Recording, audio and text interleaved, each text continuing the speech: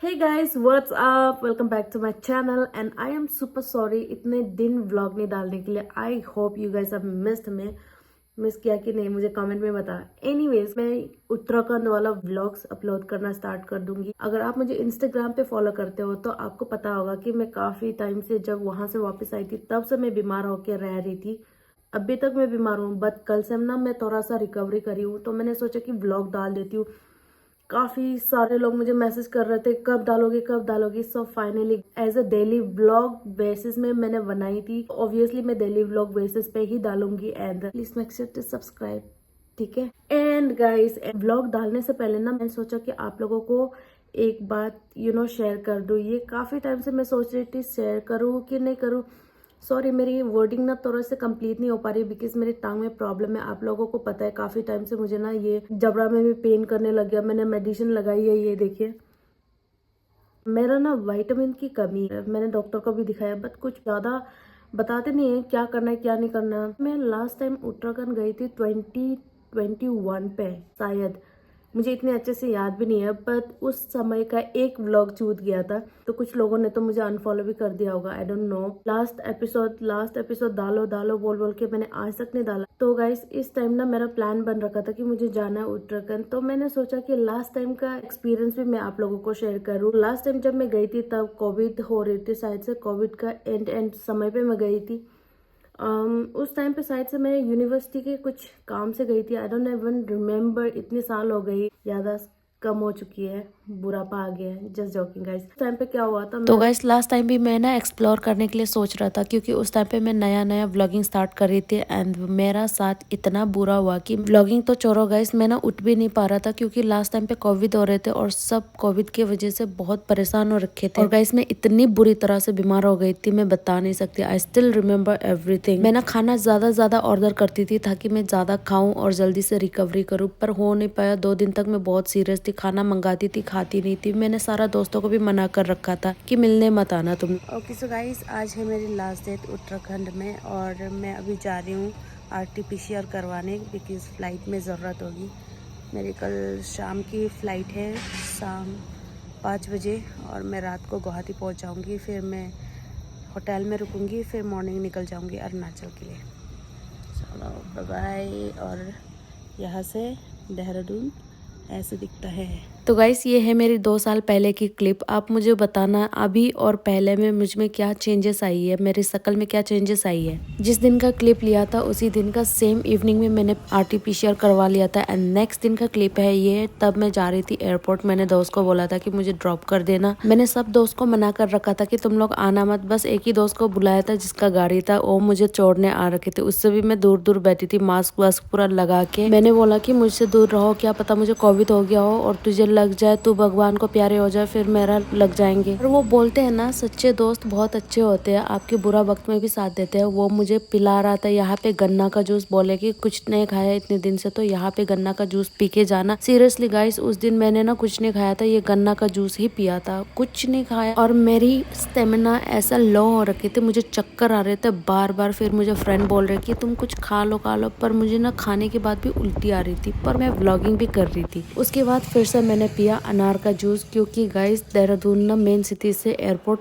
थोड़ा दूर पड़ता है. उसके बाद जब मैं एयरपोर्ट पहुंचा गाइस कैस हुआ. जब बुरा होता है ना तो बुरा ही होता है. उस टाइम पे 2 घंटा फ्लाइट डिले हो गया और मैं एयरपोर्ट में रुकी 2 घंटा तक. इतने चक्कर भी आ रहे थे. उसके बाद मेन मुद्दा तो शुरू होने वाले थे जब मैं फ्लाइट में बैठी थी गाइस. उसके बाद अब आगे की स्टोरी बताती हूँ. जब मैंने बैठा फ्लाइट पे मैं अकेली सीट में बैठी हुई थी. मेरे बगल में कोई नहीं था. चलो ठीक है वो अच्छा था. और गाइस आप फ्लैश देख रहे हो इतना ज्यादा वेदर खराब था. थंडरिंग हो रही थी. और गाइस आई एम एन एक्वायरस और एक्वायरस लोग बहुत ओवरथिंक करती है. मैं इतना ज्यादा ओवरथिंक कर लिया था कि क्या होगा पता नहीं अगर क्रैश हो गया ये वो. इसीलिए मैंने वीडियो बना रही थी ताकि अगर मुझे कुछ हो गया तो मेरे फैमिली को ये क्लिप देखने को मिल जाएंगे. पूरा फिल्मी एंड ऑल. और क्या गाइस अभी तो और बुरा होने वाला था. ये देखिए इतना काला मेरा ना ज़ारा का ये शर्ट है ना ब्लैक वाला सारा खराब कर दिया इसने. उसके बाद मैंने ये शर्ट पहना ही नहीं. और यहाँ फ्लाइट में धरने वाला मैं अकेला नहीं था गाइस. ये जो टेक ऑफ हो रही है ना बहुत लेंडी वाला टेक ऑफ हो रहा था पता नहीं क्यों. और आपको मेरे बगल में अंकल है ना वो प्रेयर करता हुआ आपको सुनाई मिलेगा.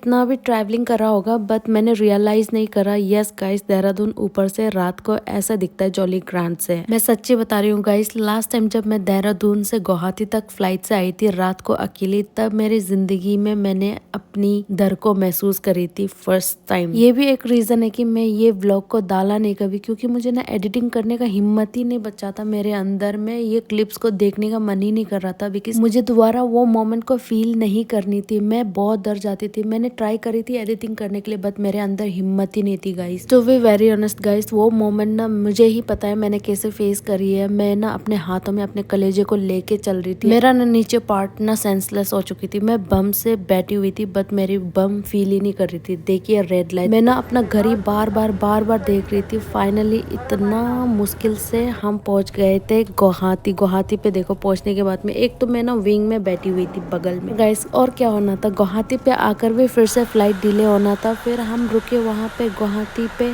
एटलीस्ट फॉर 18 आवर्स मास्क पहनने के बाद में। देखिए मेरी हालत कैसे हो रखी थी। मैं वहाँ पे 24 आवर्स मास्क लगा के रहती थी। अभी भी मैं एडिटिंग कर रही हूँ और ये सारा क्लिप देख के ना मुझे वो वाला मोमेंट सिचुएशन मुझे अभी भी रिकॉल हो रही है। और अभी तो रुको गाइस, अभी तो और शुरू होने वाली है वाराणसी से गुवाहाटी। गाइस उस टाइम पे मैं क्लिप पे क्लिप ले रही थी। मेरे दिमाग में ऐसा था ना कि अगर मुझे कुछ हो गया तो ये क्लिप ना जैसे भी मेरे घर वालों के साथ ना पहुंच जाएगी। टू मच फिल्मी यू नो।